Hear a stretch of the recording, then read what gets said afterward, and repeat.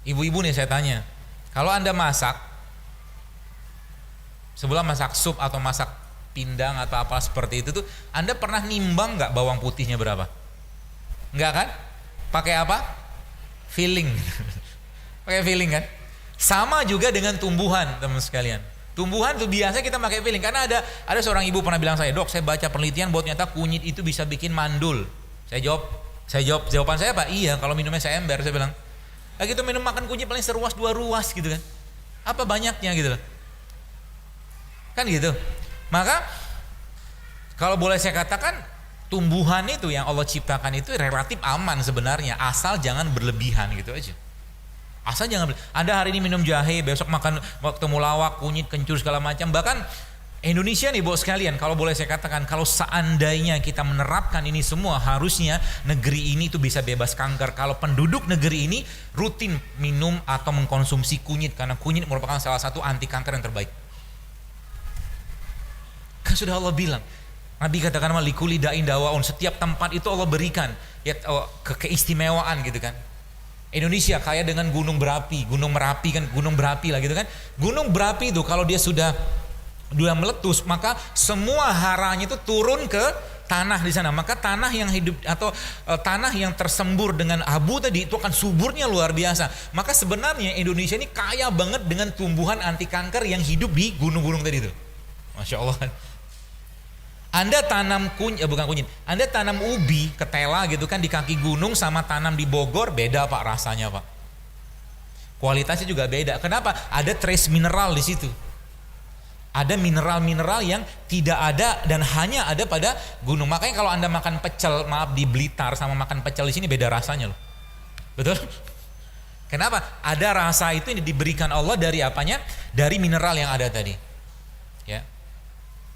Jadi tanda-tanda itu bukan banyak sekali. Jadi kalau kita ngelihat sesuatu itu ibarat kata ini ilmu pengobatan, ilmu kesehatan sebenarnya sederhana, nggak ribet-ribet amat. Pertama sabar dengan penyakit, udah gitu aja. Sekarang sakit kita tuh gara-gara apa sih? Maaf, Anda yang kena kolesterol, rajin puasa nggak? Rajin? Enggak. Olahraga nggak? Enggak. Gelengnya kok sedih banget gitu ya.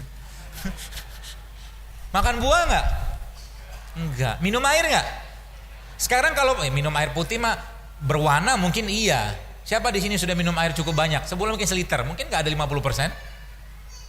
Yang diminum air berwarna semua kan? Nah sekarang muncul penyakit, kira-kira yang zolim siapa?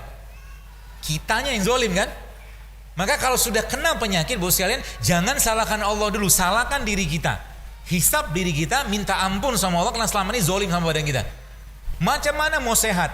Pagi sarapannya nasi uduk, nasi goreng, gorengan, bakwan, macam-macam. Habis itu minum teh manis. Nanti datang kantor, snack lagi. Siang nanti makan nasi padang. Malam kayak begitu lagi. Mau sehat kayak begitu mana ada ceritanya? Betul? Ini kayaknya banyak yang penggemar nasi uduk nih. Saya pas pernah ngisi di Bandung itu, panitianya bukan protes sih. Dia ngasih tahu ke saya, "Dok, maaf dok, habis dokter ngisi yang jualan di luar nggak ada yang beli." Dia bilang, "Nggak apa-apa," saya bilang, "sekali habis itu nanti kita akan edukasi mereka supaya mereka bisa bikin jualan sehat." Kalau mata Anda lebih berbinar-binar lihat abang gorengan dibandingkan abang tukang rujak, ada yang nggak beres dengan otaknya. Oh serius? Iyalah.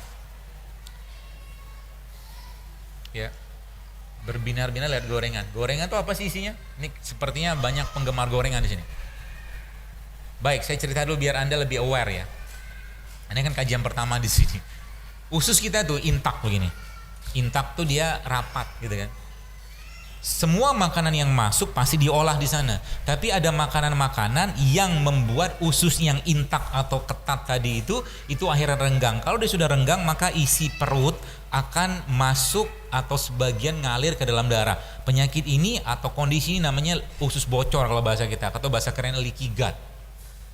Kalau udah leaky gut kayak benar, maka cikal bakal autoimun di situ. Rematik, lupus, penyakit jantung yang sifatnya autoimun seperti itu akan muncul semua di situ. Siapa penyebab paling utamanya? Banyak. banyak banget ya.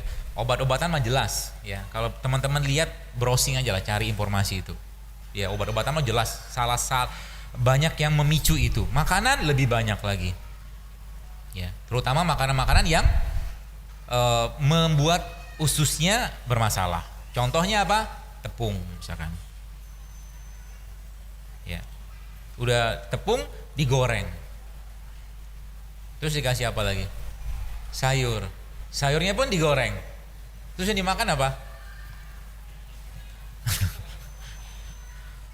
Kenapa banyak orang habis makan ngantuk? Kenapa? Banyak gak orang habis makan ngantuk sekarang? Banyak. Karena ketika orang itu habis makan ngantuk, sebenarnya badannya nggak bisa ngolah makanan yang masuk. Kalau badannya nggak bisa ngolah, maka dia minta tidur. Tidur tuh fungsinya apa? Fungsinya untuk mengistirahatkan sistem. Hormon, enzim, semua diistirahatkan dulu untuk membuat yang baru. Akan beda cerita ketika Anda makan nasi yang banyak minyaknya, atau mungkin sebulan mungkin nasi padang gitu kan. Akan beda ceritanya mood Anda dan fisik Anda dengan Anda makan rujak, betul kan? Beda nggak? Beda, karena si rujak tadi atau buah tadi masih banyak enzimnya, sedangkan yang satunya sudah banyak terkuras enzimnya, begitu Bapak sekalian. Jadi kata kunci pertama mulai sekarang ya, kalau Anda yang masih suka makan yang berminyak, banyak tepung, banyak gula pasir segala macam, saran saya Anda harus meningkatkan asupan buah dan sayurnya 2-3 kali lipat daripada makanan tadi. Kalau mau. Ya. Susah nggak? Susah. Tapi jauh lebih susah kalau sudah terbaring di rumah sakit.